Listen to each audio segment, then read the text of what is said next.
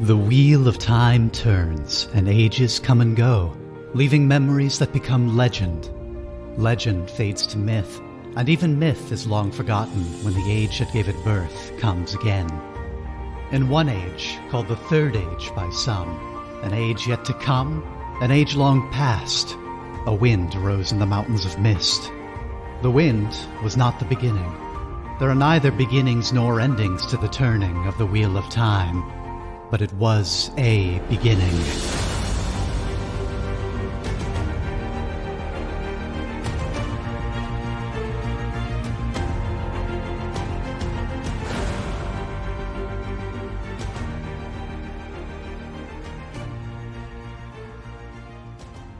The wheel of time turns and podcasts come and go. Welcome to WOTCast. Let's see if I can say it right the first time. WOTCast is a Wheel of Time book club where we read through Robert Jordan's epic fantasy series and then watch Amazon's upcoming Wheel of Time TV show.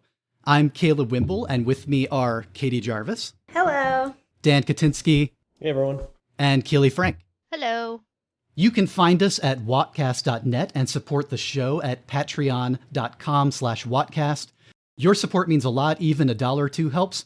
Join us on Patreon at the $5 Tar-Valen tier, and you will get access to special bonus episodes when we have the chance to record those. In those, we'll probably talk about things like Wheel of Time short stories, graphic novels, video games, the failed TV pilot, because as it turns out, this is not the first time somebody has tried to make this TV show, and more. There's a lot of interesting stuff here.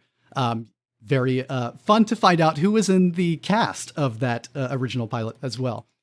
For all of our episodes, whether you support us by Patreon or not, you can email us questions at contact@wotcast.net with the subject line questions, and we will answer them here on the show.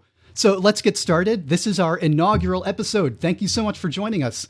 We are starting the show by reading through the first novel in Robert Jordan's Wheel of Time series, The Eye of the World. This tom was published by Tor, the Tom Dougherty label, in January of 1990, not too long after I was born. Eye of the World tells the epic story of a fantasy world where the devil is real, and a powerful group of witches and samurai fight to make sure the devil doesn't get out of his prison to eat the world.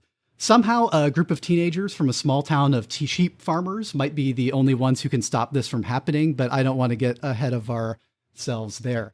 The series was originally intended to be a trilogy in the style of Lord of the Rings. Instead, if you are coming to this today, you will notice that it is a whopping 14 books long, plus a prequel novel. The books were published over 22 years, and sadly, Robert Jordan died before he could finish them.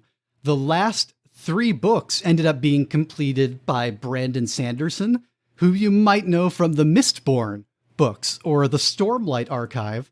He did that under the supervision of Jordan's editor and wife, Harriet McDougall, who has sort of been a guiding light throughout the entire series, was instrumental in sort of planning the plot. Along with Jordan, she has been his editor since well before he started writing The Wheel of Time, and worked very heavily, I believe, in their home Dungeons and Dragons campaigns also, like in terms of some of the characters who are actually characters that they played with friends and then later incorporated into the novel, like many, many epic fantasy stories. I started reading these books around 8 or 9 years old after a friend introduced them to me. I had just finished reading The Lord of the Rings for the first time. This friend got really, really excited to hear that I loved Tolkien, and they said, hey, if you like stories about a powerful wizard showing up to a small town of farmers and whisking them off to escape a bunch of scary wraiths and black cloaks on horseback, you really got to check out this Wheel of Time stuff. And I did. And at first I was like, oh, this is really, really Lord of the Rings. And then it started to take turns, started to become something very different. I couldn't get enough of it. So I didn't stop reading Wheel of Time until many years later. By the time Robert Jordan and Brandon Sanderson, after he passed, finished the series, I was no longer a kid. I was a 20-something in law school. Catie, why don't you tell us a little bit about yourself and your relationship either to the Wheel of Time or to fantasy stories more generally? Hi. Well, I liked hearing your story. I am a English professor, a writer, and an avid reader. I feel like I read everything, but I read a lot of sci-fi and fantasy, and I I write everything, but I also write a lot of sci-fi and fantasy. This is my first time coming to the novel, and I knew pretty much nothing about it. So I'm looking at it with fresh eyes and seeing definitely lots of connections, like to Lord of the Rings so far in the first 10 chapters. But it's just been an exciting start to the journey, and it's a bit daunting how many books there are, but also life is long, and I'm excited to look into all of them. Awesome. And you mentioned, that you're writing fantasy stories yourself, and have written, a number of things in this space maybe over time. I happen to know that they're really good ones, of what I have had the pleasure of reading. Is there any of the stuff you're writing or have written that you're interested in sharing, or the things that you have published or that will be published sometime soon that you would want our listeners to check out? Let's see. I may have to get back to you next time with some more specifics, but I have a couple short stories, one coming out and one that recently came out. And I am writing sort of a coming of age fantasy, so I think I have a lot to learn from the Eye of the World. And even in just starting it, it's giving me ideas for the current project I'm working on, and just sort of how you can build an exciting world, and there's a lot of good and evil at play, which maybe that's always the case, but yeah. Yeah, we're definitely working in big binaries in this first book, which I think we'll get into. But thanks, Keeley, Catie. I'm sorry. I will be doing that a lot as I look at 3 C names in this call, 2 of which begin with CA, or C sound or CA. Dan, what about you? Who are you? What is your mysterious relationship to me, perhaps? And how long have you been meaning to read the series? It's definitely been a while. So hey, everyone. I'm Dan Katinsky. I'm a UX senior designer at a consulting firm in Philadelphia. Yeah, I've known about this series since I was a little kid, but I always felt kind of too far past me at the moment. You guys were into it. Caleb, I think you and Josh, our other brother, were reading it when I was a little kid. So I've always been familiar with the series, but just kind of at an arm's length, and never got around to reading it until now. So with the news of the show and kind of the idea of a podcast finally gave me the incentive to start this series. I think the number of books felt a little daunting. It's always hard investing in a series that's past 10 books. So I think it just felt too much of a defined world to actually just dive in. So glad I'm finally getting around to it. Yeah, I found the same thing. And I came to the series when there were only 8 books. Like, it felt incredibly daunting at that point in 1998 or 99, right around time. I think it was right before book 9 was published. So I'm also really finding, I think this gives us a nice structure, having 1 season of the show coming out, having this target of we can get through Eye of the World. We can talk about this on its own.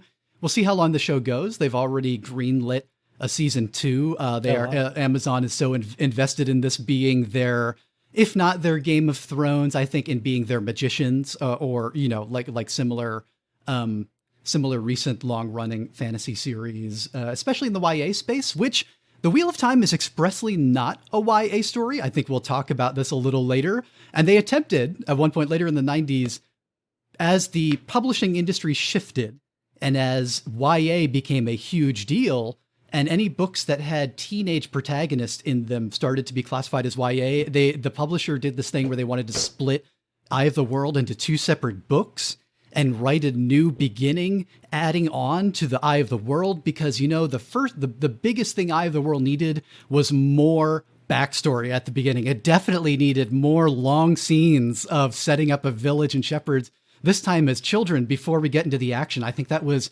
really, you can hear the sarcasm in my voice, successful decision. And we'll get to why we're not reading the additional chapter or short story they added at the beginning of that one.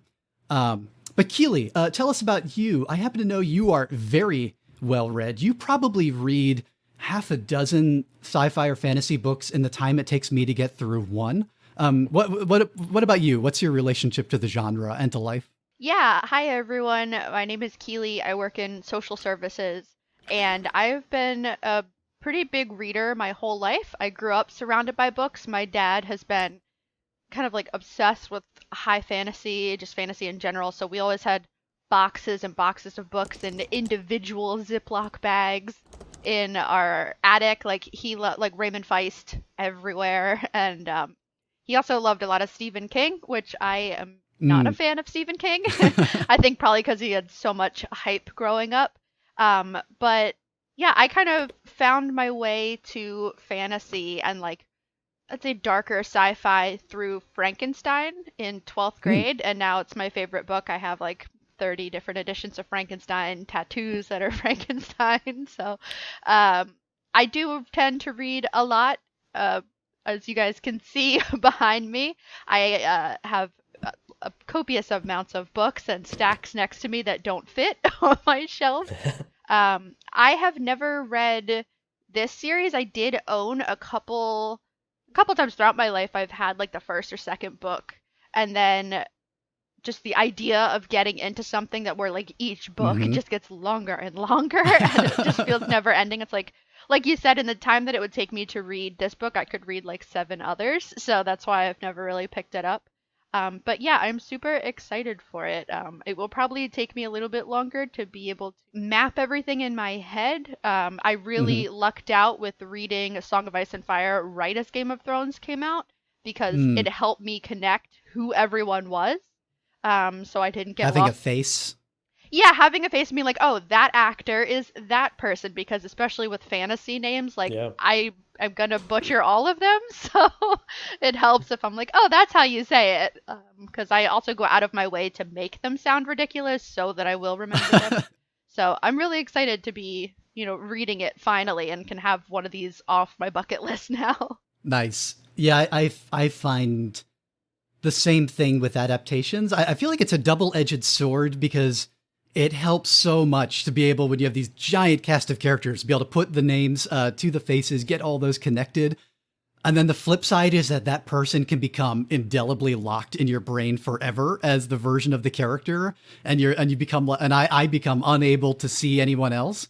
And sometimes it's a good thing, like when they align. I feel like for the most part, the Lord of the Rings cast for the films, like they largely align so well with my ideal. For especially like, Gandalf with Ian McKellen, or Saruman with Christopher Lee. I guess we'll see how that goes with the Wheel of Time show. I mean, I feel like that happens regardless whether or not it was before or after. Like, I feel like once I see something visually so long, so if I read the book first and then watch a TV show or a movie, that starts to become the image, even if that's not the original image I had. It just kind of takes over whatever I had like created in my mind for that. So I feel like it's inevitable that happens, at least for me. So I think I can remember some books where I can like picture the image I had, or even like the way I pronounced the name before I saw the show. And then I can also picture like, obviously the character in the show. And eventually, like you said, I think they meld together, but it's cool when you can sometimes be like, oh, I pictured this and I said it this way, but now my perception is changing. Yeah. On that note, has anyone taken a look at the cast list or seen the trailer for the show at this point? I'm getting some nods. It's definitely been a minute for me. I saw the trailer when it first came out, but now I'm having trouble remembering faces or whoever was attached to that. I didn't really look at the cast list because it wouldn't really mean much to me because I hadn't read the book. So yeah, no surprises there. The big standout has to be Rosamund Pike for Moraine as Shore, who is one of we'll see. I mean, I know that all of you have only known the character of Moraine for a few chapters so far. And I guess this is a good place to note that I will be doing my best to avoid, throughout this whole show, any spoilers for future events. I'm sure inevitably I will fail and start to say something that is a spoiler, at which point one of my co-hosts will press a button that administers an electric shock to the base of my chair, or they will just start making frantic hand motions on me to stop the thing I'm saying because I got carried away. But at the risk of getting close to that, Rosamund Pike was one of those castings for Moraine were announced where the moment they said that, and I'm thinking of her face and I'm thinking of some of her last few films, whether it's Gone Girl or anything else she's done recently. I'm like, I see that. It was like one of those immediate, like when you talk about a lot of the descriptions of Moraine early on, especially, you get that the ageless quality that is often described to her, and the inability to tell, is this a really, really young woman? Is this a woman approaching her middle age? Like what is going on behind her eyes? Has she seen things? There's something vaguely mysterious about her. I don't know. Did anybody else have that same impression?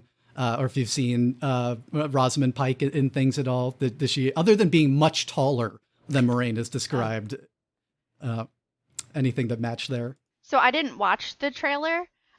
There's kind of, like you mentioned, there's so many adaptations coming out that I got kind of overwhelmed with how many trailers and trying to keep track of everything, because like I just started reading the Foundation books. I am halfway through the first Dune book for the first time. Now this, so I got kind of overwhelmed with all of the characters. I pictured Moraine more as like a Cate Blanchett kind of person, because she can play like that really ethereal, but then also potentially like a more evil character, as we saw her in, the Thor movies. So I'm totally on board with Rosamund Pike because I love her as a person. I've watched many interviews with her, not necessarily any of her actual movies, so I buy it. And then we have, in the longer list of the cast, a lot of fresh faces, which I think is really cool. They're trying to pool in a whole lot of actors that don't have tons of recognition for the younger characters. I think in large part because they wanted these to be, they didn't want to bring baggage to the characters who are teenagers and who are going to be like changing really dramatically throughout the story, and maybe not wanting to have so many assumptions. Though we do have a few actual Game of Thrones returning cast members, like Michael Mellowhatton, who is Lord Bolton in Game of Thrones, who long-term watchers might remember is the father of the bastard of Bolton, the real, I'm forgetting his name, but the real sinister prick who tortures everybody all the time and is just absolutely horrible. His dad, the one that is like sort of a driving villain for around the middle of the series for a couple seasons, Michael Hatton, is playing Tam, which is, I think from the glimpses we get in the trailer as Tam Althor, he's bringing something very, very different there from what the energy that he had in Game of Thrones, certainly. And I know I've seen him in some other BBC type productions, but he's mostly new to me. Well, I guess we'll talk a little bit more about our plans for the show later. This week, we are talking about the first book in the Wheel of Time series, The Eye of the World, the prologue, and chapters 1 through 5. We will not be talking today about the special edition opening called Earlier Ravens. I mentioned that was only included in later versions of the book when it was split into 2 volumes in an attempt to appeal to the YA market. We'll probably get into the story behind Earlier Ravens in a future bonus episode, why that happened, how it turned out, and what went down with that whole edition, which is illustrated, which is pretty cool. But for now, we will start at the beginning with the prologue, already having gotten a bit of background about the series. So the prologue is called Dragon Mount. A lot happens in a couple of pages here, which is not something we can say for most of the chapters that we will be covering this week. In the prologue, a delusional man named Luz Theron walks through a destroyed palace amidst an earthquake. He is looking around and calling out for his wife and children. Doesn't seem to be registering all the dead bodies lying on the floor all around him, and like these really janked up walls and strange sort of half-destroyed non-Euclidean geometry being described to us. Then a stranger shows up acting super evil. The stranger uses some sort of power to force Luz Theron to remember that he, Luz Theron, killed everyone here, including his own family. Luz Theron can't handle the truth, so he blows himself up and creates a volcano. What did we think of this prologue? So, fun fact, I didn't see your message in time that we weren't reading the opening earlier. I don't even know what it's called because it's not a prologue, but the Ravens part. So I started reading that and it almost turned me off completely because it was so freaking dull that this was like such a shift from that. I'm like, wow, there's a lot happening. It's fine, like much more engaging. So it's just such a drastic shift in tone and just like drama that it was a breath of fresh air for me, and I kind of enjoyed it. And just the pacing was much better than that god awful Ravens story. So I'm glad they had that, because that kind of like, if they hadn't had that and I'd gone from Ravens into the first chapter, that would have been pretty dire for me, because it would have just been more sheep and farmlands and everything, and probably would have turned me off completely from the idea. But the prologue was a nice shift. Can you imagine being I'm not sure if it was a marketing person or whoever at Tor, when they decided 10 years later to publish a kids edition of these books, to add a much longer, more boring opening at the beginning? I guess because they're like, oh, well, kids are going to want to read about children at the start. And so, not to get too far into earlier Ravens, since Dan, you and I guess are the only ones who have read it, but it really is just like, what about when these characters were kids and just doing nothing for a day and introducing us to everything there? It's strange It does so decision. little. Yeah, it's so trash. So this was the prologue to me was a great way to start, and much more engaging. So I enjoyed it. I can kind of echo what Dan said. I mean, I thought the prologue, it was a nice contrast with all the action to then our first couple chapters, which are really slow and steady and character building. And I felt like the chapters 1 through 10 that we read had a lot of nice contrasts in them, because then after those slow chapters at the beginning, lots seems to happen at the end, like the end of these chapters. So I thought like the prologue did a nice setup, like, oh, there's going to be action, just hold on a minute, and then it did as promised. So I liked that. Yeah, I do find that has been a decision in the sort of Tolkien-esque fantasy that has come back time and time again, where we have there's no beating around the bush. It's going to be the elephant in the room with these chapters. The first 5 chapters, not including the prologue here, are very Fellowship of the Rings. Are they? Am I the only one who just feels the incredible amounts of Shire energy and preparations for festivity? I mean, at this point, that's become like here. Like the festivities and kind of just like a low-key farmland fantasy opening is so cliche at this point. I'm sure at the time it was a little more novel, but even then, when these came out, everyone's thinking Lord of the Rings. So regardless, it's not the most original opening to a fantasy series. I was going to even say, like, even Rand as a character, he like, I don't know, I felt like he wasn't even the most original character at the beginning, because I was like, I've seen this before in Lord of the Rings, this homebody that is afraid of adventure. But then he becomes much more likable.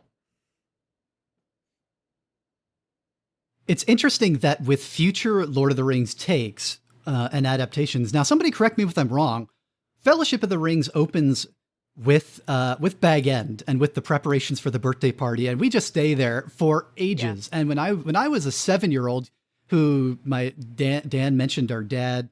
Dan didn't mention this, but other folks have mentioned. And Keeley, you mentioned the part your dad played in your developing love of epic fantasy and science fiction, or at least you're getting into the genre. Very much true for me as well. My dad used to read us lots of fantasy stories before bed. He was a big fan of The Lord of the Rings and The Hobbit.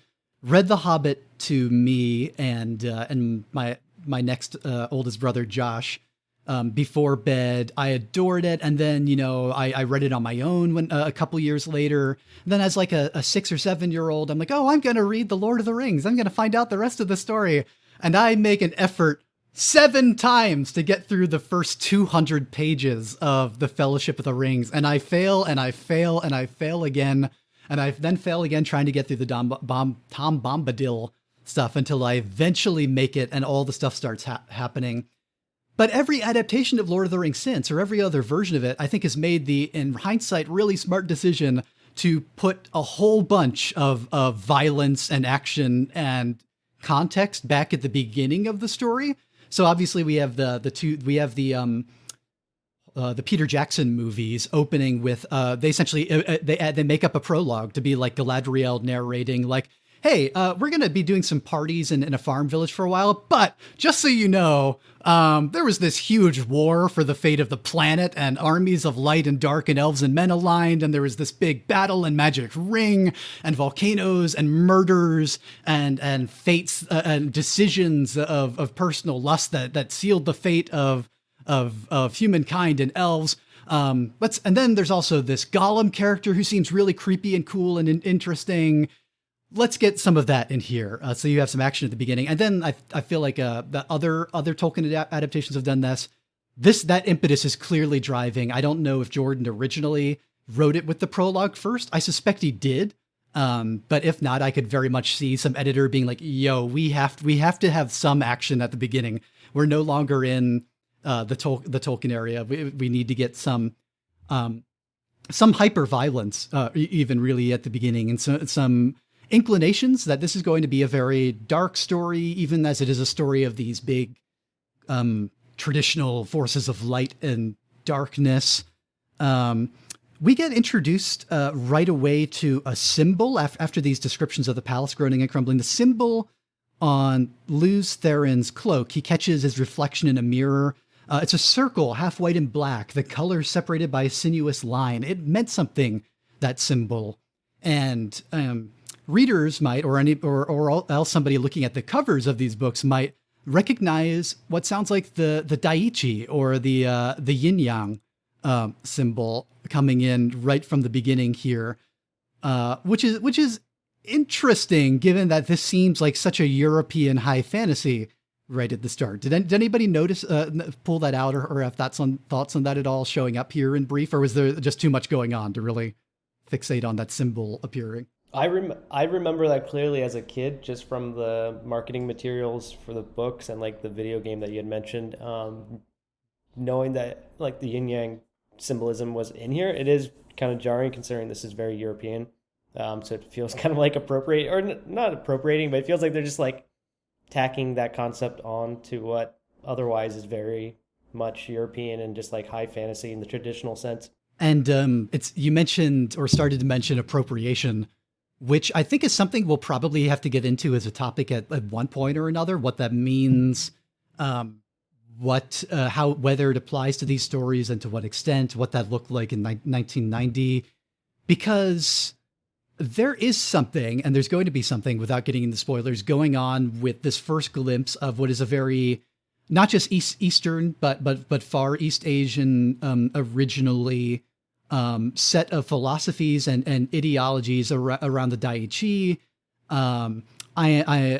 I'm not Buddhist by any stretch. I was raised as Dan was in a Buddhist country, where that is not such a major or important symbol. Because it's I think, and I don't want to speak out of my ass here, comes out of originally more of a Taoist tradition, or Taoist, and only over hundreds and thousands of years sort of became intermingled with different strains of Buddhism and a number of different religions and philosophies throughout Asia and at this point the world.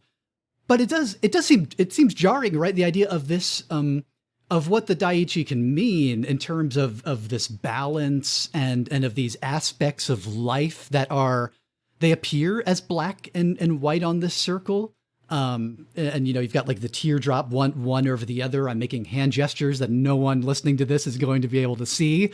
But I think even those of us who are not familiar intimately with Taoism, or who just know it from like Chinese movies, for instance, which is a lot of my third-hand experience with these, like surface level experience with these ideas, is not an idea of good and evil in the cosmic sense, or like ultimate good, ultimate bad, which is kind of the strains I think we're going to be getting here, and who this villain is, because the villain is named Satan. The villain is named Shaitan, which is a version of the Islamic name for the old Aramaic, and maybe today also though I don't speak Arabic, maybe also the Arabic term for Satan. So what's going on here? We're setting up some very different and potentially not so compatible philosophies, and I guess we'll find out as time goes on whether there is a needle being thread here, what those things have to do with each other. This is, I think all of us have mentioned, part of the overwhelm of these first chapters. We get introduced to Lews Therin, then to Ilan Morin, this stranger in black, I believe, who shows up. He's like being real ominous. I think he's wearing black, which is going to be a thing again. comes up and starts like being like, look at you, he says scornfully, and like pontificating with as many proper nouns at Luz Theron as he can fit in a paragraph. And oh my God, how many proper nouns are there in these chapters? Did anybody just feel like you were getting run over or like washed over in a deluge of ideas here? Or were you able to follow along to some extent with impressions of this world? Was it too much? Well, it's always a fine line to walk, but I felt like the world building itself and even like some of the evil characters that come about, it wasn't too complicated. Like I could follow along. There were something we talk about in our writers group a lot is like having different names for the same thing and the same characters, and that definitely happens here, and that can confuse a reader. And there was also just a lot of characters introduced. At the beginning, I kept getting Bran and Rand confused, and I was like, no, Rand is the main character. So but I felt like the world came out really clear to me. It was just more some of the names that I needed to wrap my head around. Can we talk about how many characters have Anne in their name in the first few chapters? It was like, is there a Lan too? I think there was like a Lan, Bran. Yeah. Like, I don't even know. It was ridiculous. It's like, I know that's realistic because I was on a team that had like 4 other Dans on it, and even 2 Dans with the same last name, so that didn't even work. So like, that's very realistic, but it's also very annoying for a reader to have to like keep up with that. Yeah. So there is a massive glossary at the back. Are each of you experiencing what I did on the first read, where I didn't want to flip to it because I'm afraid of spoiling major things about characters and plots by looking up at the names there? Has anybody peeked back at that monstrosity? I didn't even realize I didn't know that. that there was one. Yeah, thank you. I didn't know that there was one. Because I'm still so used to, I think, Caleb, I told you, I've been reading through the Ursula K. Le Guin backlist, and there's been great like books. No glossary or like explanation of anything. She just kind of throws you in with these like massive world building, assuming you know what she's talking about. And so I think Dune does have that in the back. So I'm still not assuming that anyone does that. So when you mentioned that, I was like, oh my God, there it is. It also has pronunciations, which, God, we're going to talk about that. Speaking of all these names, and you talked about the An and the A sounds, Dan, like that so many of these names share. The number of diphthongs early on, the AEs and the AIs, it's a little extreme. And I think one thing will get a little easier as we, without spoiling where we get at the end of these first set of chapters, as we leave the 2 rivers, names are very regional, like hyper regional and hyper etymologistic. Is that a word? We'll probably talk about how in the 2 rivers, once we get into chapter 1, Jordan is really, really drawing heavily from Irish, Celtic, and Gallic and Gaelic, and Cymric, and like a lot of Welsh sounds and names. Like we're getting like, real like Mariel, like isles of what is today Great Britain in there. And so I wonder to some extent if he just ran out of variants, like trying to stay within those pools. And then as we do travel out of there, it'll get a little easier because you start to realize like all the different geographic locales. You can kind of tell where somebody is from the name. He's very consistent about that. As he's drawing from these sort of real world places and making up his own fantasy areas, it might actually become a little easier. And as we leave some characters behind, but boy, I mean, I agree. It's so overwhelming at the beginning. And we're starting to talk a lot about the 2 rivers chapters. Did anybody have any other thoughts on this action-packed prologue here and the world building we see here, or anything around that? I think the thing that stuck out to me the most, like you talked about earlier, potentially saying like our favorite lines or quirks of Robert Jordan. And I feel like I got beaten over the head with that his name is Luz Theron. Like every 2 seconds he was referring to him by name. I was like, I get it. He's got a name. Like move on. That drives me absolutely nuts. So it's going to be interesting. I do that thing where like if I notice that an author uses the same word over and over, I'm never going to forget it. And I'm just going to start like marking where it comes in each chapter. I think it was like I think it was Pride and Prejudice that I read for the first time and realized that she was obsessed with the word like approbation. I don't know how to say it. She is. She loves And that like word. every 2 pages she would use that word and I was like, I've never heard this word before in my life and you're making up for the last 30 years in this book. So I appreciated that it dove right into just like dude traumatized standing around bodies. I am on board for that. But then also like we get his name. You don't need to tell us 10,000 times. I didn't notice that in the prologue, but I noticed that with his father, because unlike most authors, he doesn't use like Bran's father as like the way to address him. I almost forget that it's like a dad and son relationship because he just calls him Tam a lot, and he doesn't refer to him as like Bran's dad at all, like most authors would, or like as a father figure. They don't refer. They just use his name a lot, so it's like. You keep seeing the names for characters, but doesn't actually have the relationship used a lot in ways of describing things outside of like actual speech. So that threw me off a little bit at first until I got used to it, and then like kind of, I don't know, something about that was a little strange to me because they mentioned it once in the beginning, and then after that he always uses the name to refer to the character. Well, you mentioned, Dan, Rand and Tam.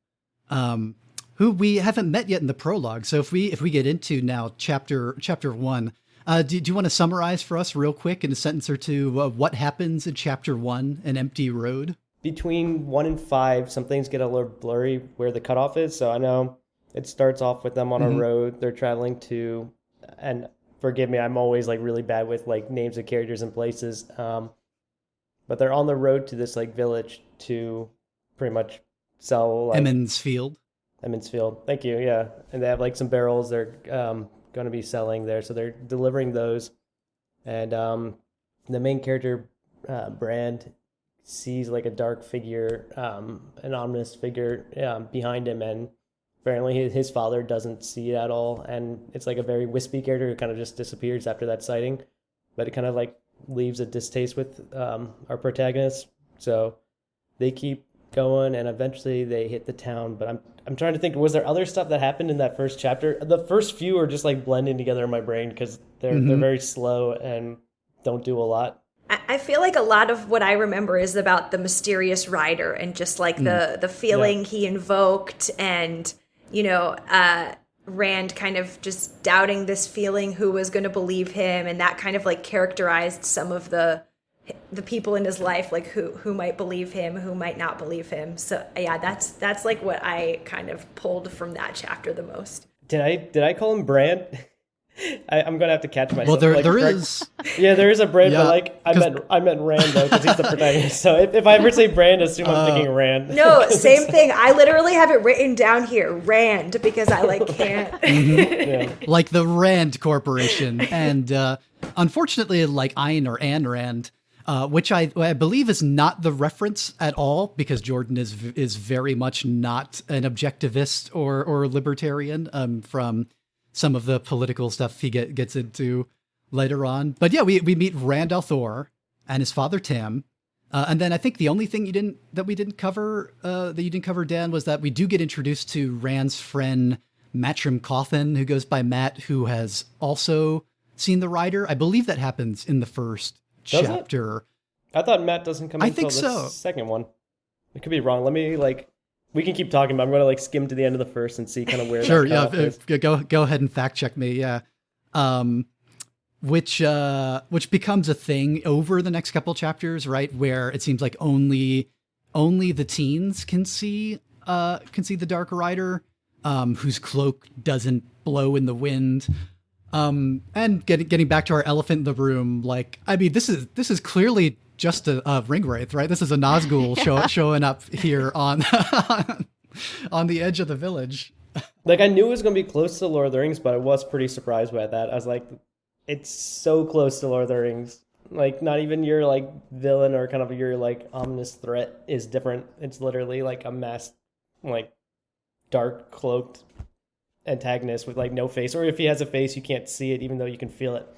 So it's not, I'm just surprised by how similar, like, you didn't even bother trying to mask that at all. Yeah, it feels like we're very much in the territory of homage, and Jordan has said that himself, that he set out wanted to write, and I think he's not the only one who had this goal at all. He wanted to write an American Lord of the Rings with a twist and with like a major difference that we'll get to pretty soon, not this week, but that takes us in a wildly different direction.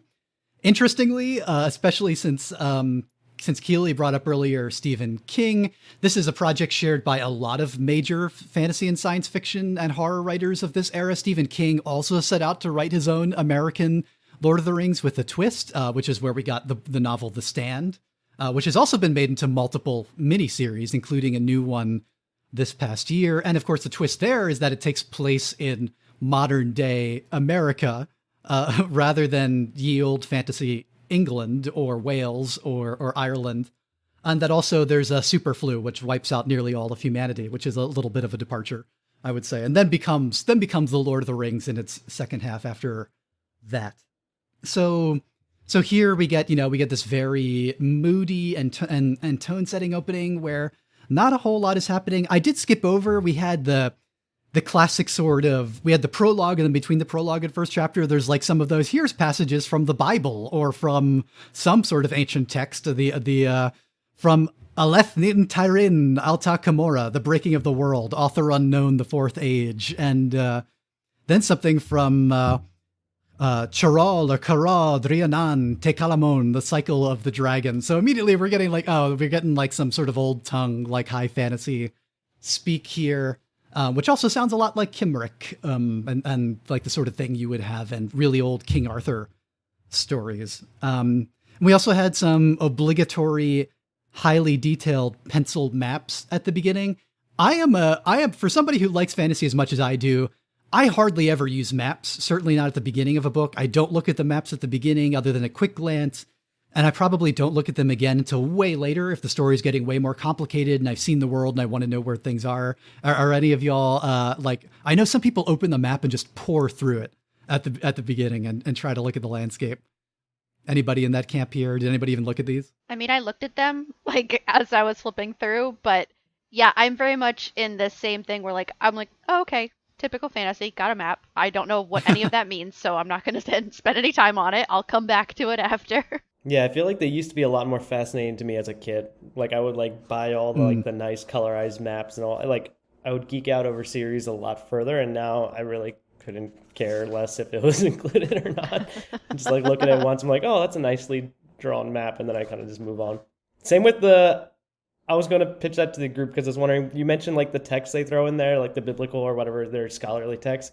Do you all actually read that, or do you my brain just glosses right over and then moves on? So I don't know if other people do that or if they actually read all the little random quotes. My brain fully also glosses over, and then I either, depending on my mood, intentionally go back and make myself plod through it, or other times in a different mood I just keep going. I definitely read them as I go along because I'm also reading, well, Dune does the same thing, but then I'm also right now about halfway through a book from the 1700s called The Monk.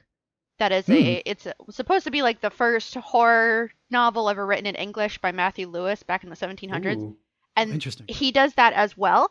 And it's weird poetry. So sometimes I read it, but most of the time it's I don't know what the context is for this. This means nothing to me. So I'm going to read it again with the map. It's just in and out of my brain and I'll move on. And then maybe later something will click and be oh, that's what that was talking about. But I don't know the context, and I'm afraid to spoil myself by trying to figure it out, so I just ignore it. Yeah, it's flavor text. It's when when there's so many things fighting for your attention in this day and age, it's flavor text is kind of unless I'm super obsessed with a series, it's not something I really like. It has to be very contextual to what I'm trying to progress through right now. So that just feels like such a departure that, I don't know, I don't know if there's a lot of that in this series, but I just kind of skip over it. This day and age is that feels like a really good point. Yeah, the context of when I was a 9-year-old and then a 10-year-old and then, so on and so forth throughout my teen years, catching up with this series and then waiting for the next book to come out. I feel like, probably for most Americans and kids around the world, at least some engagement with Harry Potter in the same way where the book comes out and you're just fixated and fascinated. You're pouring through. You cannot get enough. you get every detail of the story, and then you have to wait another year or two for the next book to come out. So you're going to be like pouring through all those details and going back. But yeah, I do feel now, and on this reread, I did exactly the same thing. I totally glossed like right past the background biblical stuff and all these things that are, when this was like my second high fantasy story, all of this still felt fresh and new and interesting in a way that now it is like, Yep, Tolkien. Okay, I get it. Let's leave the Shire. And yeah, I feel it almost becomes illumination on the page near the opening, like an extra illustration. Here's some ancient history. Not that we're discussing Dune, but I did just also read the first 2 Dune books, and in Dune, for some reason, I feel like it's very engaging when it's done there. I don't know why it seems to pertain more to me. Anyway, I think that's an interesting difference in my brain for whatever reason. I'll let you know how I feel about that one, because I bought Dune at the same time about this. I'm gonna try reading it before seeing the movie. So I'll let you know if that one. It seems to have a little more flavor from what I've seen so far. Of like Dune has like a peculiar kind of like nature to itself that makes it stand out from other like sci-fi or fantasy. So maybe it'll be more flavorful. But this felt very generic, just like standard fantasy quotes from like some passage or something. I feel like if all 3 of us are reading or have recently read Dune and are going to see the movie, we do have to do at least a Dune bonus episode, right? Getting into the novel and the adaptation. I might even, Eric, my partner, has been for years wanting to have us watch the Sci-Fi Channel Dune miniseries, which went up through the first 3 books, I believe. I've seen the first season of. I'm one of the only people maybe more now, but pre-internet, one of the few people you'd meet who really likes the David Lynch Dune movie and thinks it's kind of a mess and a disaster, but an interesting and visually mesmerizing one, even if it is trying to cram way too much novel into that little space.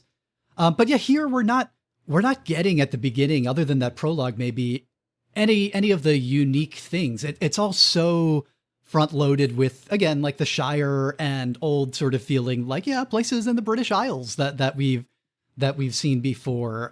So the thing that I found, I guess, as we get into chapter 2 here, was that I was sort of able to start enjoying this as in like a pastoral way. And I don't know if it was just me settling nostalgically back into these characters and to Emond's Field and to feeling like this weird comfort in there in the simplicity of it, and just like, wow, I could see this being incredibly boring to read for the first time now. Although I feel like there's also, Jordan does a pretty good job for me of bringing out details. And maybe it's just that we've had them too many times over. I don't know.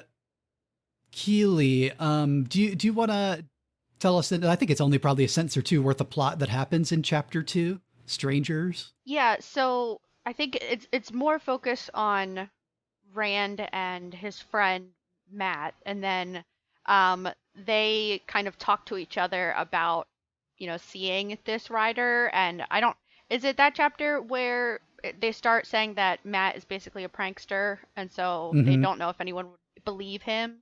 And then I don't know how to pronounce it. It is Moiraine is how I've been saying it.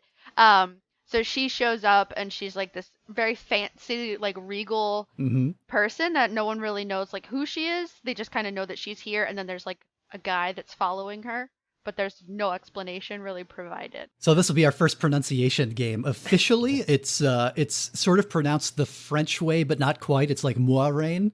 And interesting. We'll find out it is actually pronounced the French way, but we're in merry like British Isles here in this section of the world in Emond's Field, Two Rivers. So they go with Moiraine according to Jordan and the glossary, and I assume the TV series, though we'll see, they might have gone their own way.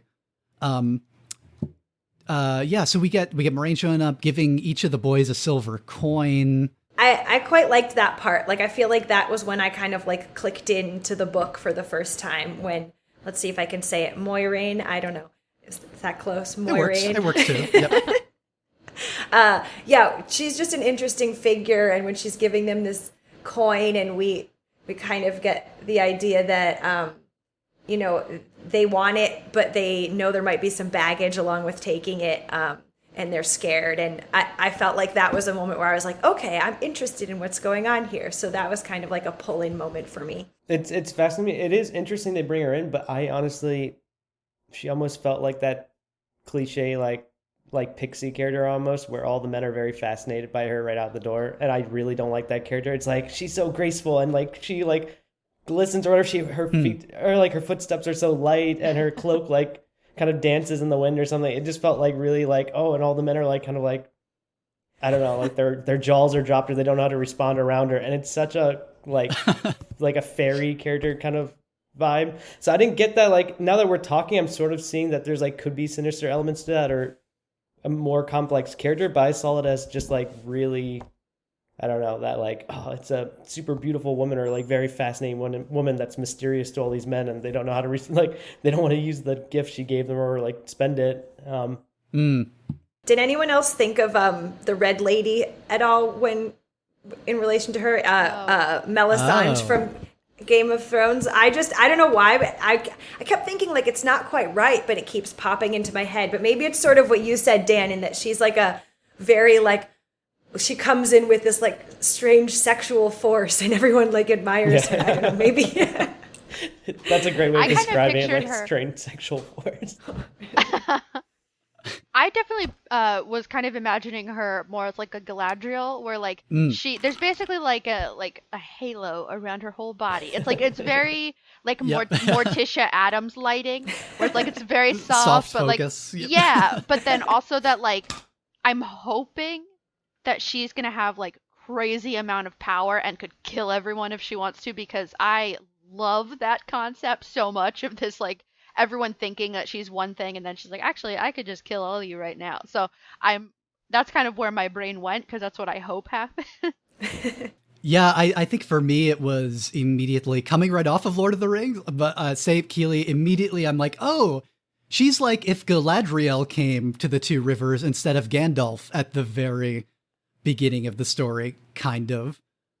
And then we almost kind of get other aspects of Gandalf split off into different characters, was my perception, without getting too far ahead of these chapters. But we have, like Fellowship kicks off with Gandalf is pretty much the only outsider, right? He comes, people sort of know him, but he's like he's a weird wizard stranger, and they nobody quite trusts him except for the Baggins and all that, who he's good friends with. But he's also like the fireworks person and the news of the world person, and like the kids are fascinated by person, and the kids gives gifts to children person. And that sort of gets split here. We have like 3 different characters showing up from the outside of the Two Rivers all at the same time.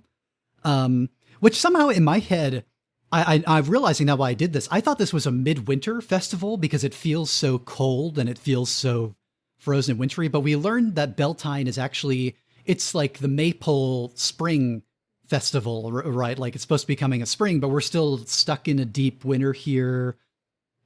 Some people have ominous feelings about how long the winter's been around. Can relate to that too hard living in PA. Can or can't relate to hard? Yeah. I feel like winter has kind of just pushed into spring at this point. So like that was probably the most relatable elements of the initial first couple chapters. It's like, oh, it's Pennsylvania with some, you can get like the old German country wrinkles in there, and you get a lot of, we're getting a lot of those small town personalities and politics in here. Catie, do you want to give us a quick chapter 3, The Peddler recap? Sure. So our peddler comes along named, let's see if I can do his name nicely, Padan Fane. And he has this news that everyone gathers around to listen to, that a man has proclaimed himself the Dragon Reborn. And I guess this is our first hint that like things maybe are going awry elsewhere and could potentially come to threaten this town, maybe. And we also get our little group of, I don't know, like they're like the little crew of youngsters that are going to carry on the journey, coming together here. So we have Rand and Matt, and Perrin, and Egwene. Egwene? Yeah? Egwene, officially? Egwene. Okay, got it. Egwene. And let's see, is it Perrin and Egwene that are sort of thinks it's all being made up and are the more skeptical ones? And Perrin has to be an homage to Peregrine Took, right? I didn't realize that until Catie was just reading out the characters' names. I'm like, oh, and that is pretty similar. I also thought it could have been a combination of Merry and Pippin. Oh, yeah. It was like, how can I be more on the nose? Got it. And the character would fit, I think, too. So that works. Yeah, it's very like you can copy my homework but make it your own. Yeah, I don't think we're going to get past that for a few chapters. We are until we get out of the Two Rivers at least, because we are. We get the feel of, I forget who the antagonistic Hobbit family is that are always on Bilbo's case, and like the busybodies, and nobody in town quite likes them. They're not the Tooks. They're the whoever they are. But we get that here with like the Coplans and Congers, which we're reminded every couple pages that are just real into everybody else's business all the time and trying to stir up shit. And we're also like getting thrown in here big bits of world building stuff. Like we get people talking about the Dark One. You know, we brought up Sheatan already, who they're doing the he who must not be named thing, right? You don't want to draw the evil eye, so you don't call him Sheatan. You call him the Dark One or something else, any number of a dozen names. And then the other thing we have religiously, it seems like the light is kind of what people refer to. So we got our light, we got our dark. They do seem, I think, a good bit more into that and into this religion or whatever it is, or into this cosmology of the outside world in a way where the hobbits were so insular. They had like none of that. Like Bilbo's like the only one who knows anything about elvish lore, kind of, and even he only knows like a little bit. And nobody there knows like any of that stuff going on. And we get all these symbols here. There's so many symbols. We had the Daichi showing up again, the yin yang black and white. We have the ring, which is going to be escapable, that Moraine's wearing. She's got the Great Serpent, an even older symbol for eternity than the Wheel of Time, which I think is on most of the book spines. It's like the wheel. It's like a wheel and then a big Ouroboros serpent, like eating its own tail at the end, which is another mythic symbol that to me feels like kind of detached from this whole Abrahamic religion, like Christianity, Islam, Judaism, stuff that Shaitan invokes for me, and some of the backstory we're getting here. And this seems like something else entirely too, right? Like the eternal return stuff and the Ouroboros serpent. Did these details pop out at all, or am I just drawing things that I only know are lore significant? Were they a thing for anybody reading through here? I will say I'm looking it up while you're talking, and the logo that uses the serpent, like the ring serpent, looks incredibly similar to the Game of Thrones logo.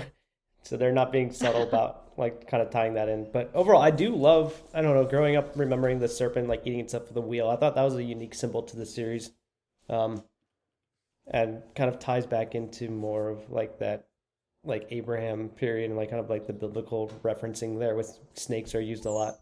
That seems interesting to me. Oh, you mentioned the wheel thing with Game of Thrones. You think Game of Thrones was riffing on that? Because that actually comes out 6 years later, after The Eye of the World. At this point, I'm talking about the show. So if you look at the show, like the Wheel of Time's show logo, it's very similar to the style of like the Game of Thrones one. I don't know. Maybe it's just they did change it up a bit, didn't they? Yeah. It's like it's got that steel look and it's darker and it's not they're not using the serpent with the wheel, they're just using that's what her ring looks like. It's just the circular serpent, like the Ouroboros eating itself. That just feels very Game of Thrones to me. So they're kind of like pulling away and kind of really kind of honing in on that market.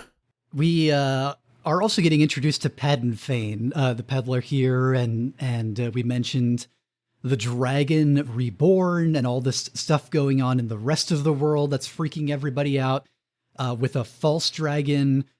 What did you all think of these developments? Were you able to make any sense of them in context or what any of this means? This is not a good answer, but I feel like once once the Trollocs come along, I sort of forget about this, and I just sort of stopped contemplating like the Dragon Reborn and this false dragon idea. But now I'll be thinking about it again.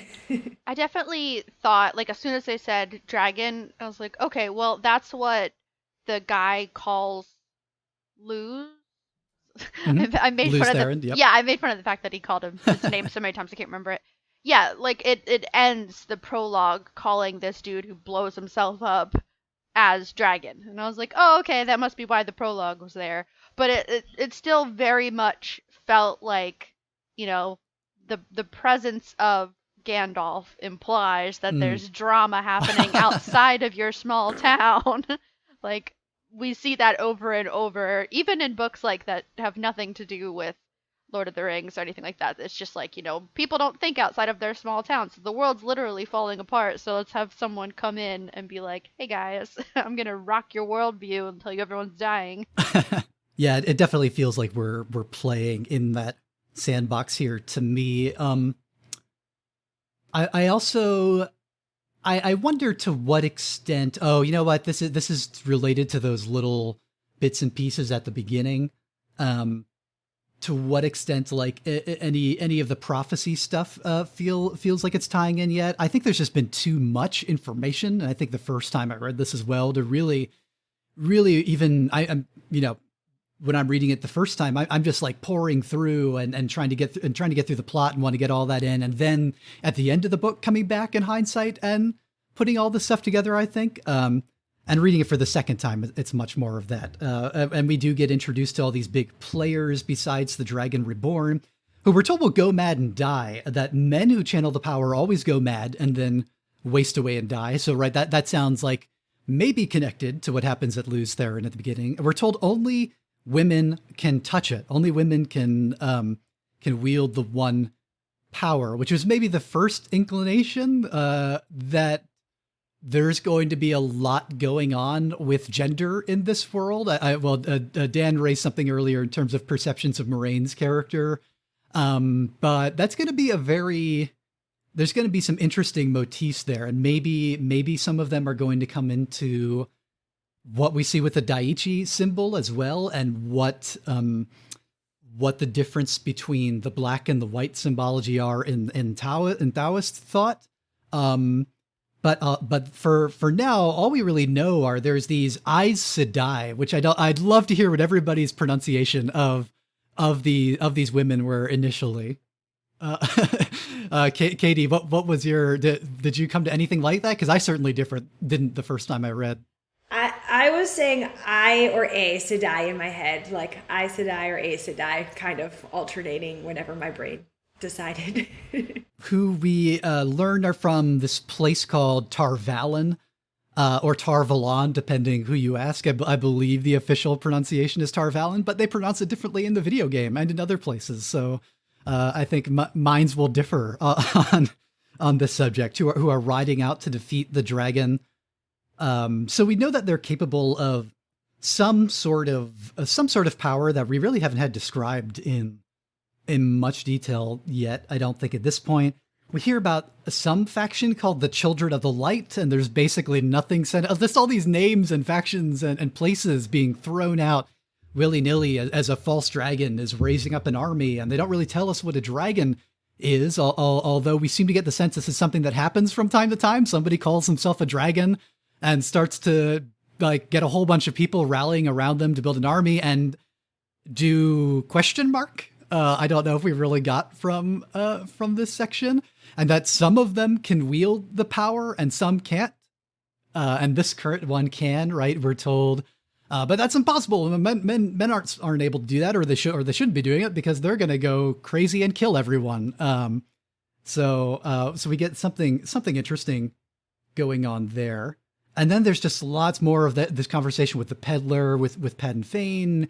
We're introduced to, I think here, we talked briefly about Egwene Alver, who thinks that that Rand and Matt are making all this stuff up, and Perrin Ibarra, I think it is, or whichever one. Perrin also thinks they're making all this up. And I think we get either introduced to or talked about Nynaeve here, the village wisdom, who's another figure. I'm sure we had a lot of different pronunciations on Nynaeve. She also shows up. Just like a whirlwind tour of the figures around this town. Did anyone else have any thoughts on chapter 3 here? I think to me, I think I was pronouncing it the same way, Catie. I was calling her Egwene. That character was, to me, very Hermione, like just tired of Ron and Harry. And so it didn't matter really what they said they saw. She would just be like, I know better than you. Clearly your experience is invalid because it's who you are. Like, that's kind of how she came across to me. I wasn't like a super big fan of her right away. But I also am not a super huge fan of something that happens in so many books across so many genres and age groups, is people not believing when the kids are saying something just for the sake of them being kids. And it's like, I think that says more to my psyche than anything else, but like that just such a trigger for me, and be like, oh, of course you don't believe the kids. Like, who cares what they say? You know, you're only raising them to speak their mind, and when they do, you don't care or listen. But it's like, so that hit a nerve where I was just like, oh, I hate this egg lady. Beyond it being like an annoying trigger, perhaps, I think it's also like a little bit of an easy way out plot-wise sometimes. So maybe that also is what annoys you about it. That's very true, yeah. I love the name Egg Lady. It's just going to be the way I refer to it. Just egg for short, maybe. Luckily, I think we don't have to. Maybe it's because I read the first 5 chapters in one sitting.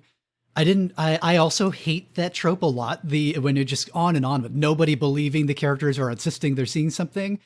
But it's by the end of chapter 5, I think some of the adults are at least taking seriously, to some extent, the things that they're saying. Like the moment they're, oh wait, other kids saw this too. Okay. We need to do something in some cases. Cause I think I cannot tolerate it when that sort of thing is like throughout a whole narrative or a whole story where just nobody is believing, the goddamn children of Derry or wherever town the killer clown is just rending through all their friends. Yeah, I was also glad that it was kind of quickly verified. I was like, oh, phew, yeah.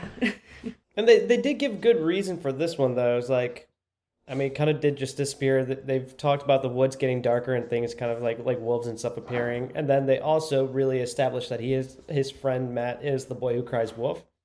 So like even the protagonist is like, I wouldn't believe him if he said, he's like, it's almost a detractor versus like helping me by having him also have seen it. So they kind of explain that away pretty well though, because he seems to be like a stupid kid that like kind of pulls pranks on everyone. So that trope was pretty early established.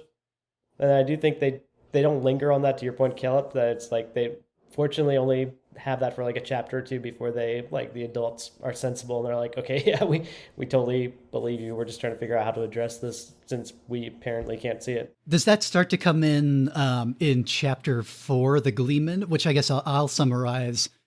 We get something called a Gleeman or a Gleeman showing up, named Tom Marilyn, whose name you would probably not know from the spelling because it looks like Thom or Thome or something. But officially, I think Tom Marilyn, who is this sort of bardic figure in a cloak covered in tattered, colorful patches that are sewn on it, who seems to be some sort of all-in-one entertainer, bard, jester, historian, juggler, tumbler figure, who everybody is excited to see, and shows up and recruits Egwene and the boys to help him with his act, or at least Egwene, if I'm remembering correctly. And there's a whole bunch of, I need a pretty girl to help me with my magician show demonstrations type thing. I always pick the prettiest girl in town, which is potentially very creepy given the age ranges of these characters. I think I forget if Egwene is 17 or 18, but almost all. Oh yeah, this is an important plot point. Almost all these kids are like exactly the same age, right? Like born within a couple of weeks of each other. We find out right here. I think are they 17 or 18? I should know this. I think they're 18. But if nobody else caught it, maybe that's a detail that we haven't gotten exactly yet. So we get this entertainer who everybody's excited to see, and I feel like this is part of where the Gandalf stuff got split up. Gandalf is the one who shows up as a peddler, and we had our peddler, Padden Fane, already, and he also does the entertainment and the fireworks that are the only reason the town is excited to see him, even though a lot of people really don't like the mysterious wizard showing up. So, and I feel like Padden Fane and Tom Marilyn are both filling parts of that. Everybody's excited to see and hear the juggling and the songs and the dance, and he starts doing a demonstration with a little bit of lore and like these old stories and tales from the world. And then Moraine returns, which spooks Tom away almost immediately for some reason, at which point Tam decides that he and Rand will return to their farm from the night. Did I miss anything? Is that pretty... There's like a lot of conversations in this chapter, right? And a lot of more characters introduced? I was just going to say, I think you start to meet more of who the players are in the small town in relation to each other. Like the mayor, like the mayor and everyone, which is just more people for me to not remember their names. One thing I did notice that Robert Jordan tends to do is to describe how like imposing someone is. He describes them as wide, and I like he did that at like once or twice where I was like, is he saying this person is fat and being really rude, or like what is he doing? Because I think it was the guy, he's not like I couldn't figure out with that description if that's what he meant, if they were just like wide in kind of just like actual stature, like if he was just saying they were like heavyweight, or if it was just more of a like the appearance they kind of gave off for the impression. Yeah, because I think, is it like the blacksmith who's supposed to be like huge, but with the tree trunk arms? Like what? Yeah, like when he first described him, I was like I don't really understand what I'm supposed to be picturing here. Like, am I picturing new God of War Thor, or like, Marvel Thor? Like, what am I picturing? So just the use of the word wide kept throwing me off. Because sometimes it means wide-shouldered here, right? Like sometimes it seems like it's... I think probably most of the times, I think he's saying it's just somebody who is... or the way I registered it was like the characters who are jacked and stocky to some extent. And I want to say that it doesn't necessarily mean they're fat, because I feel like Jordan will get a lot more explicitly fat phobic when he gets fat, if I'm remembering correctly, which one of those like unavoidable things we'll have to talk about. I think he will. I mean, there are lots of main characters who are fat over time, but there's certainly like a lot of this slender and beautiful, like these things go together kind of things. I think we even get that description about Egwene somewhere near the beginning from someone, and those things being associated. We also get, am I right, our first fantasy racism here within world when the mayor is like, telling Ken to shut the fuck up, and he tells him, be quiet, Ken. Stop acting like a black-veiled Aiel. Right at the beginning there. Is that our first one of those? Which, at least in that instance, it seems like, it's one of those deliberate, like, this is a way in which they're racist within the world, within the fiction, as opposed to Robert Jordan's own proclivities. I don't know if we're also going to have, how much did any of besides the mentions of, okay, there's this great power in the world and only women can use it, and there are like these kind of like, some people call them witches who have what seems like this almost, I don't want to spoil anything, but they have a reputation, right? And a pretty dark one around here.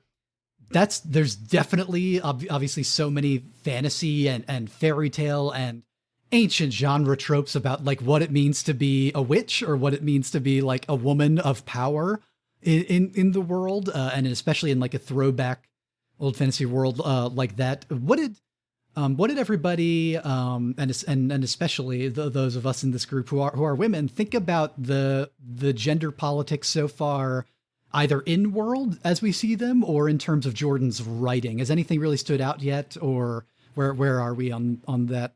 I think this will get to the question. Have we mentioned the wisdom yet? Nynaeve? Mm-hmm. We have. Okay. Yes. So I feel like one of the first ways that I noticed is it seems like there's kind of the council and the mayor, which are these like men of many words but not much power, and then we have like the organization of like these wisdoms that are always female and have this much kind of greater power, and they're both like belittled and respected and feared. So I think that's interesting, and it's hard to decide if that's any kind of movement away from a stereotype or not. But I think that's like what first drew my eye to gender roles was that. Yeah, it's kind of the same for me. And then also, once like, I don't want to spoil it, but once more happens, the role of certain wives in that gets brought up a lot. Like, oh, just wait till she finds them. And I was like, okay, so like, you're actually kind of scared of her. You actually acknowledge that she has power, but just, stereotype men, husbands talking down the wives, that comes up a lot. So it's nothing new. Kind of a bummer to see it happen again, but it's like, also have to remember, like, this is not a new book. So I can't fault on it a lot for not being, progressive and not stereotypical about everything. Although it's also not a particularly ancient book either, right? It's like 1990. We have at this point 30 something years, 40, no, it must be 40 something years, right? Of commentary on Lord of the Rings and all the genre stuff around that. Conan the Barbarian stories are written starting in the 30s, and lots of people eventually commenting in the beginning of the second wave feminist movement. There's like so much literary critique around, like we all like beginning with like the Conan style damsels in distress and like bar babes essentially are as they're like women who are just solely depicted as objects in a lot of early 20th century fantasy and as prizes to be won, going through like the Tolkien high fantasy thing where women just barely exist. And granted, he's like writing like this sort of a story that seems very drawn from his experiences in the trenches in World War I and a lot of themes there and in war, but where women do exist, they're kind of, they're usually otherworldly creatures as well, like these fey beings like Galadriel, like in the forest, who aren't even really, they're still like really gendered heavily, and we get other characters like marveling after their beauty and everything, but they do have power. They have like loads of power, and there's this remove from them. So yeah, I don't know. That's a rambling way of saying we get here to 1990. There's things that seem interesting in the vocabulary, like at first I thought it was just the wives being called good wives, and good wife is like a term that they use all the time, though they do also start to call the men good men. That sort of reminded me of the Crucible, or sort of like this like puritanical village era like titles around. Well, wasn't that was the sort of thing that story does, right? Where the you have like the good folk and the good wives and titles of that sort given to ones around. Did you have any thoughts, Dan, on the stuff we've seen so far, and the Women's Council versus the village? Is it the village council and the Women's Circle? Am I getting that right? So even in this village, we have like power split into these two gendered organizations, and then we have the Aes Sedai where there's only women. Yeah, I feel like we get the council a lot more than we get like the Women's Circle. So it's but like right off the bat, one of the most disappointing things to me is like I always thought this was a very female like led and very like female centric fantasy series, but like it opens up with the cliche. It's like a young teenage guy for the first 5 or 6 chapters, and it's very heavy on the like men being the center of focus, and the women are more like side characters that come in for a little bit. So like I don't know, I for some reason thought the protagonist was a woman.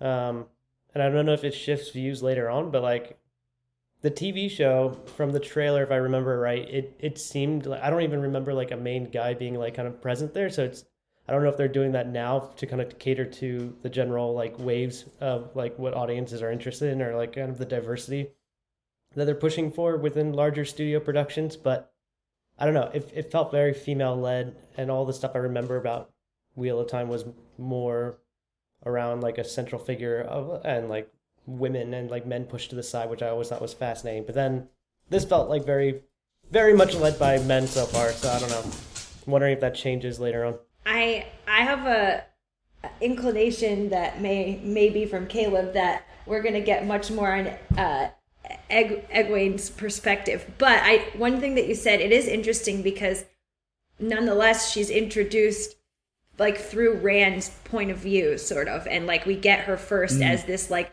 sort of love interest that he's like sort of concerned about. So it's interesting that even if and when the perspective shifts and we sort of get a lot more of what she's seeing in the world, we did still see her first through like this male gaze, kind of. It's the same thing with Maureen, that it's not just her. It's also this dude that's like following behind her with a sword, like ready to fight. Like any time that there is a female presented character, it's always, but there's a guy with her. So like it's not just, the mayor's wife. It's the mayor's wife. Like it's not just her name. It's her attachment or relationship to the men around her. Yeah. And it's very different. I know both of you didn't read The Ravens, but it's fascinating that they open up with Egwene being the central figure of that. So that's why it kind of misled me when she's not. So that felt very modern in terms of like tomboyish, like what are they, 12 in that one? But it's just like doesn't want to like consider dating. She wants to go and like explore and all that. So it like really led with that, like I don't want to like fit into kind of the normalized expectations of growing up and being a woman. So it's like that kind of felt on cue, and now I'm like, wait, so this was I didn't see your text and I didn't actually know the background. So I was like, wait, so this was added on way later. I don't even know when. Was I like early 2000s, late 2000s? So I was like, okay, this is kind of playing to the time. So I'm wondering if that writing style is completely different than the rest of the book. So I know we'll get into that later, but it's fascinating to me how different that feels from what we've read so far. I think that is very possible that was on the minds of the folks encouraging that edition. I wonder how much comes about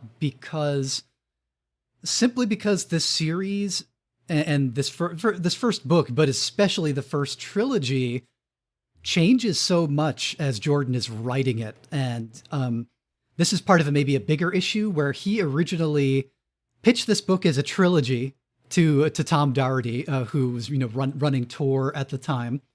And Tom Dougherty's like, oh, I know Robert Jordan. He is not going to finish this entire story he described to me within a trilogy. I'm going to sign him onto a contract for, I want to say it was either 5 or 7 books that he signed him on for in case it did not wrap up within the first trilogy. This is something, hopefully without spoiling anything, something Keeley and I were chatting about off the air. Within a few books, Rand is about the 5th place point of view character in terms of word count throughout the story.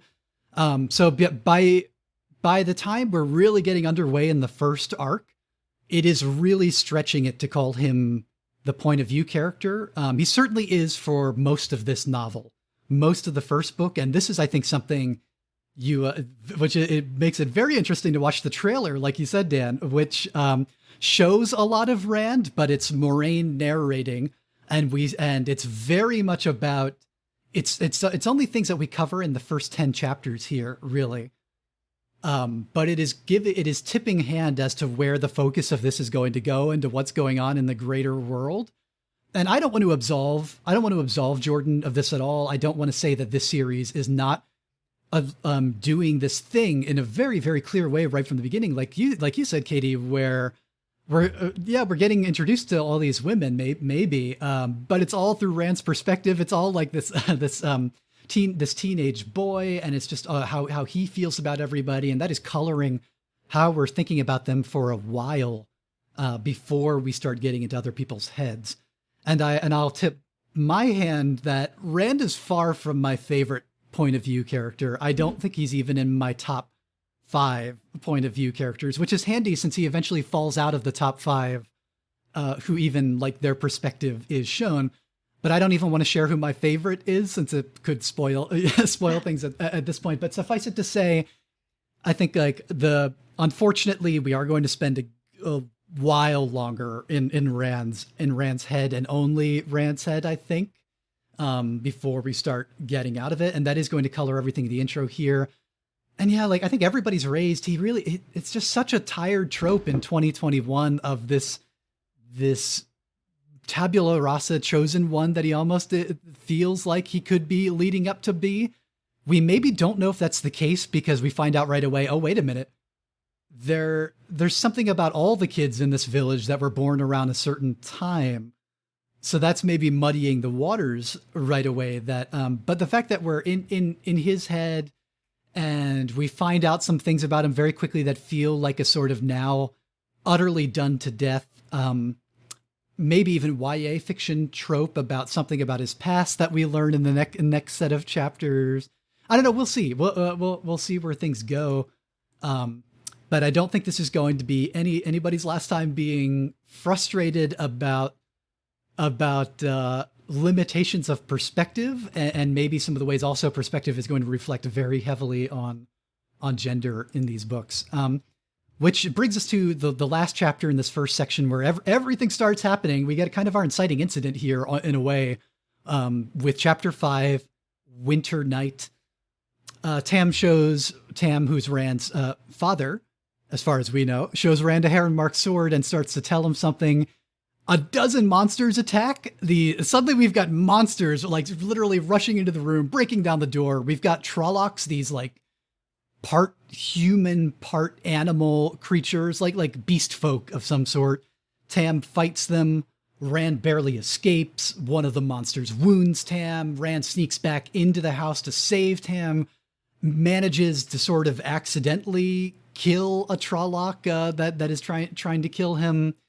A lot of things going on. What do y'all think of Winter Night here, and where suddenly violence bursts back into the plot? Well, I intentionally did not look up. I'm very curious as to what the internet has portrayed Trollocs to look like, so I was like holding off till we did the podcast. So I'm gonna Google them now and see if it matches what I was thinking, because I was like, I didn't expect Wheelton to have like more like the high fantasy elements of like half human, half like creature characters. I thought it was going to be strictly more human centric, with like some magic systems kind of thrown.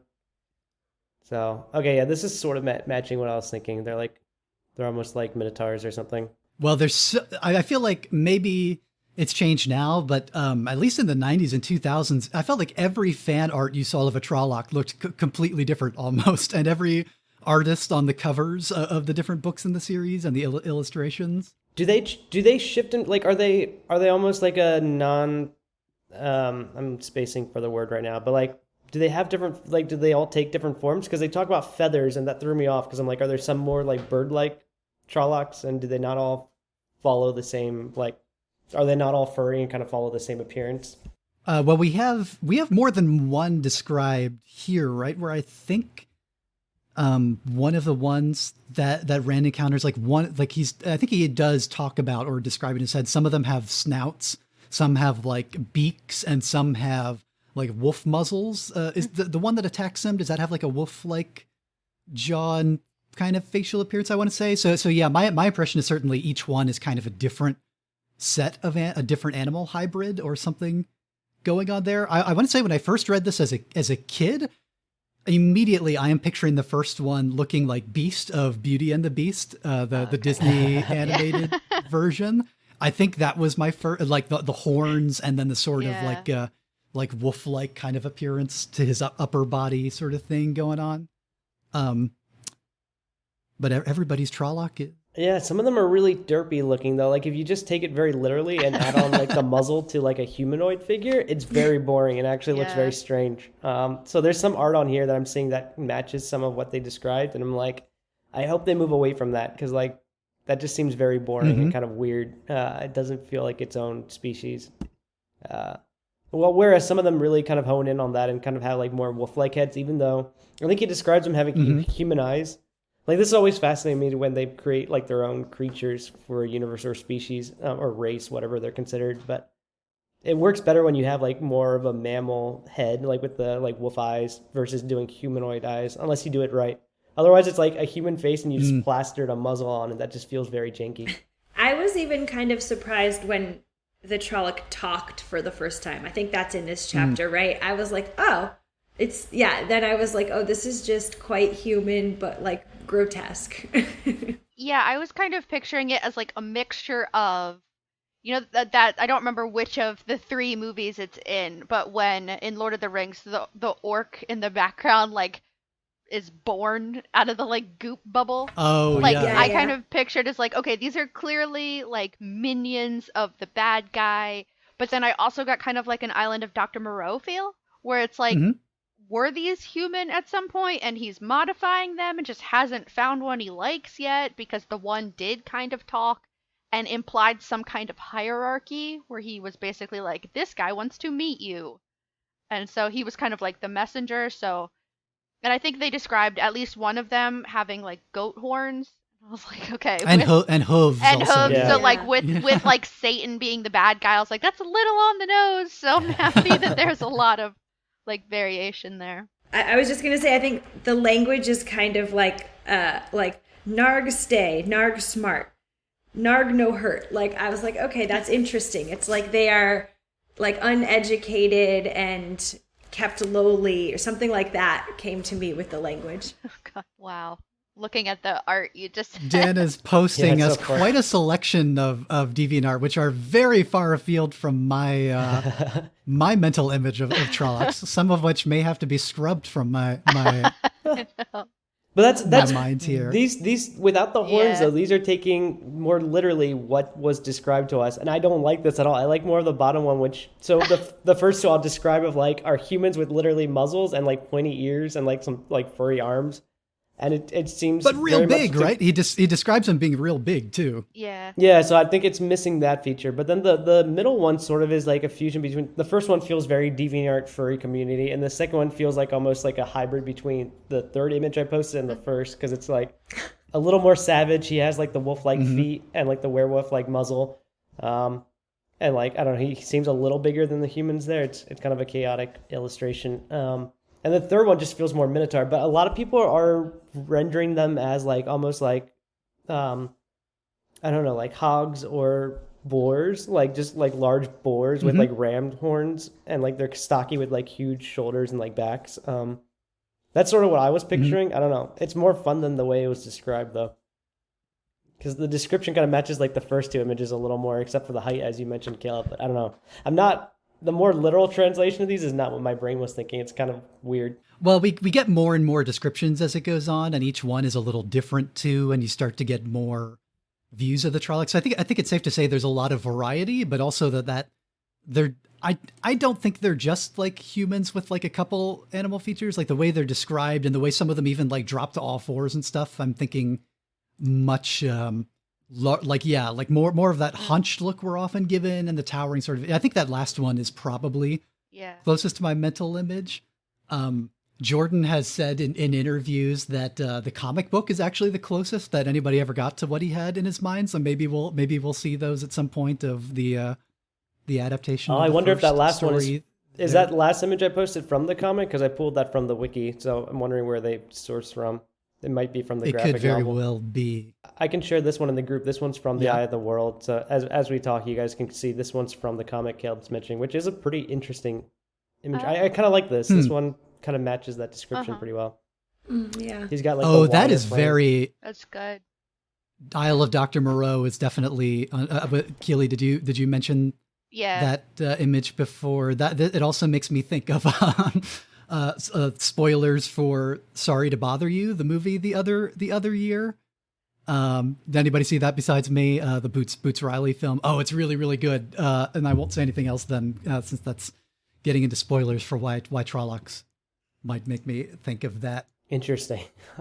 And we can post these on the Patreon too, so people can have the images to reference while listening. But yeah, these are fascinating though. It's like I thought for the chapter in itself, it's like very much knew something was going to come barging in, or it was like the moment when the series set off. But I appreciated that. I almost laughed at how fast it just happens. It's like such a slow 5 chapters, and then all of a sudden they just literally ram down the door, and there's not a lot of cue for it. I knew it was going to happen soon, like either this chapter or the next, or something was going to happen. But just to have these like chimeras just like barge in, like a whole army of them, was like, it was almost funny. Plot's here. Yeah, it's like he recognized that the audience could get, like the readers could be very bored at this section. And they just come barging in, like literally breaking down the door. I just thought it was like a funny moment for it to happen. It is very like the pace changes like so fast. You're like, Yeah. I'm about to fall asleep, and then it's like da da da da. Yeah, it's almost like Yeah, a and meme. I ended up feeling like really bad for Tam because like he's just making dinner. I am invested in this father-son relationship, and like they make it a point to say like, and they flip the table and they knock over the soup, but it's like everyone's like the soup. Like I just wanted them to have dinner. No, it's really like, and the soup. I think they mentioned like the soup never gets eaten, and it's sad. And then Yeah. I Which, also well, Rand sort of uses that as an impromptu weapon, right? Doesn't he like hurl the soup pot at He the Trollocs does, head? yeah. Yeah, that's smart. They don't normally do that, but he just like tosses it on the first one that comes in. that moment of sadness also, and then I had another one which I guess maybe is a little bit later, but once I realized that like Beltane wasn't gonna be this time of merriment, I was like, oh, I'm so sad. Like they were all so excited, like I can just feel their little hopes dashed, and it's, I don't know. Yeah. That's a good point though, because I was expecting it always happens either during or right after the festival in the cliche fantasy trip. So I do appreciate they kind of expedited that a little bit. They don't even get to the festival. But it almost doesn't give that fulfillment because it's like you spent 5 chapters building this up, and you guys, you all have read to chapter 10, but I haven't. But getting to chapter 6, I'm like, so you made us build up all that way, and it feels like lack of fulfillment there because now things have shifted. So we didn't even get part of that. Usually it's like the disruptor to the event.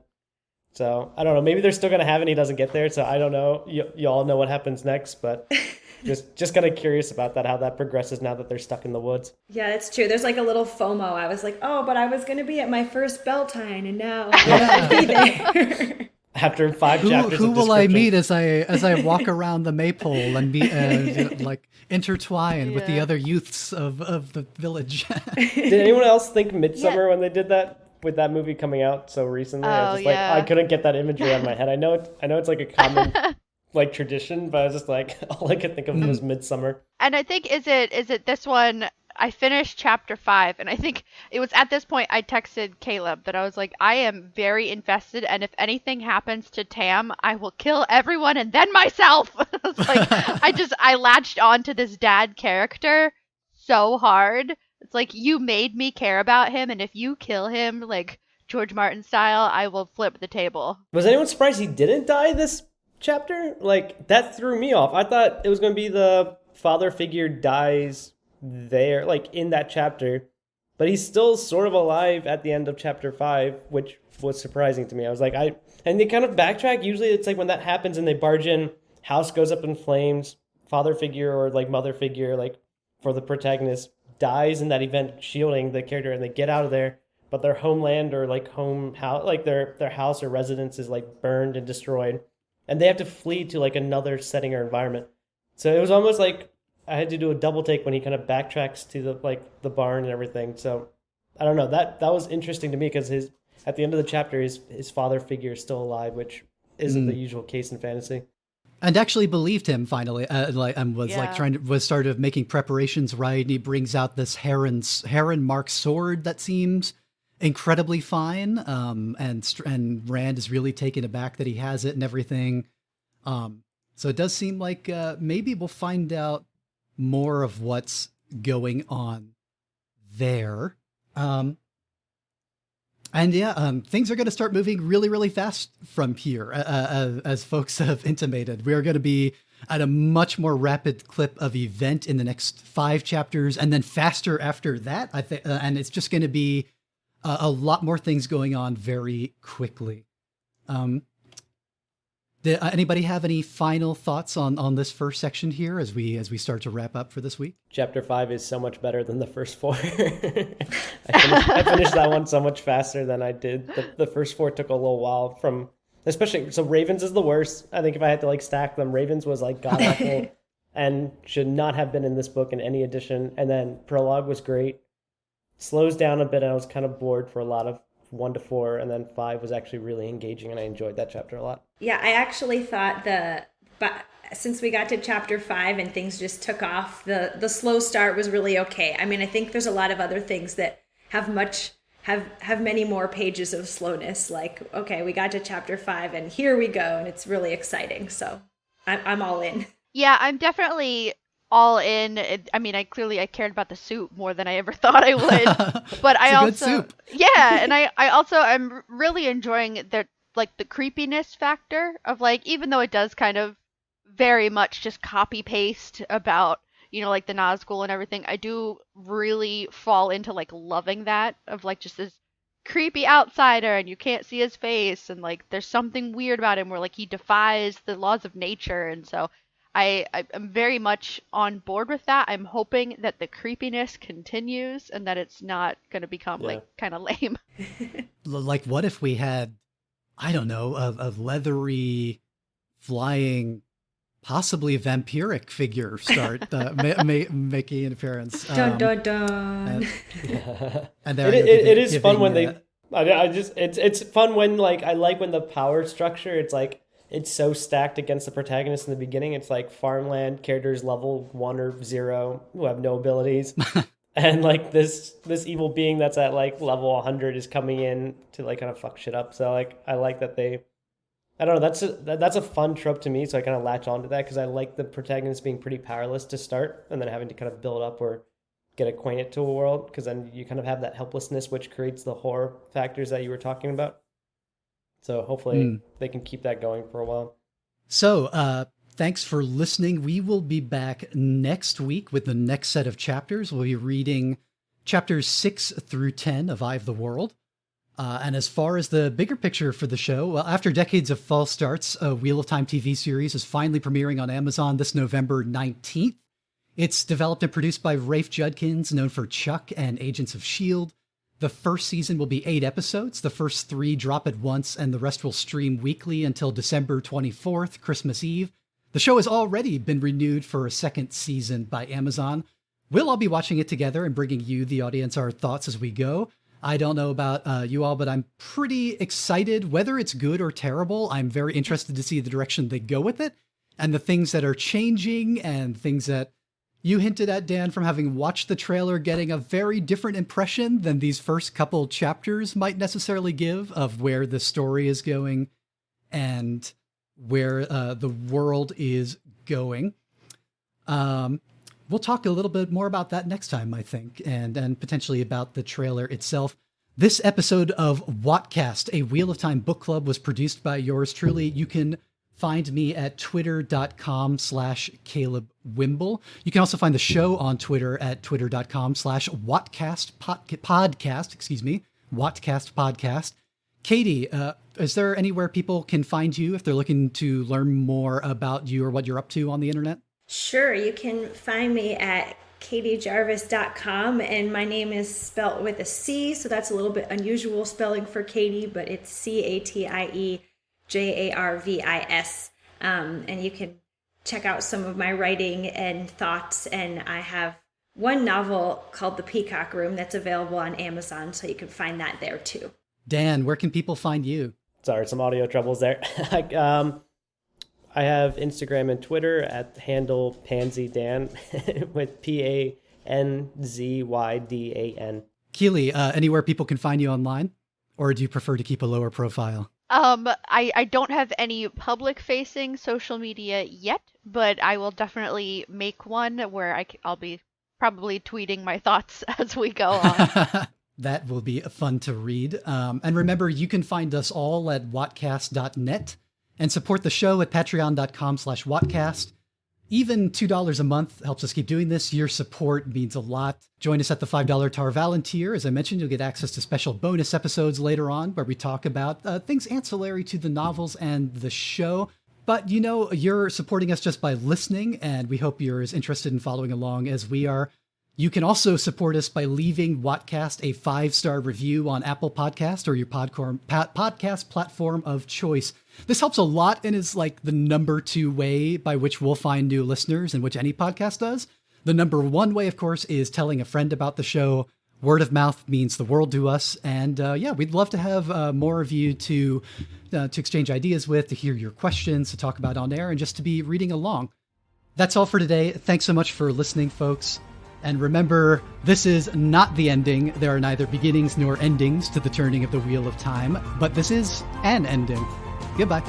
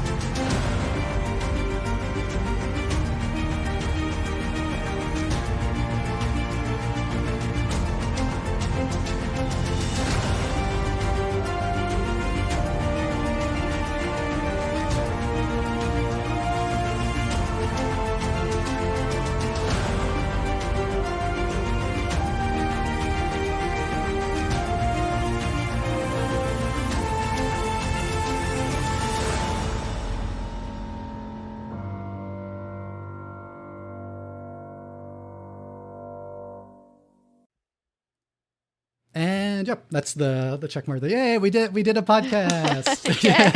Good job, Caleb. I like that little ending a lot. Yeah, that was fun. Not the cheesiest thing in the universe, or endearingly cheesy. Perfect.